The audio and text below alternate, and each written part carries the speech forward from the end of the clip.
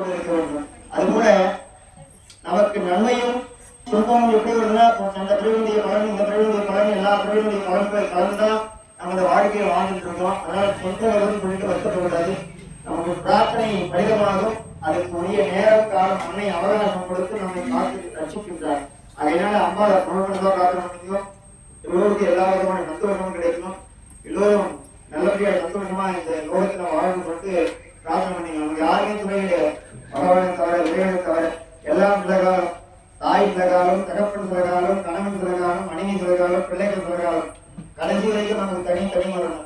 அதனால நமக்கு தெய்வத்தை பிரார்த்தனை பண்ணிக்கணும். எல்லாம் பிள்ளைகள் படிக்கணும். சுக்லாவந்தரம் விஷ்ணும் பிரதிவர்ணம் முதற்குடம் சுதங்கரம் ஜாகி உபசாந்தமே. ஓம் எல்லோரும் வந்து சத்திய பிரமாணம் எழுதிய கீழ் பலகைகளை வச்சுட்டு தெய்வத்தின் மனதார பார்த்து வல்லகால வச்சுக்கணும்.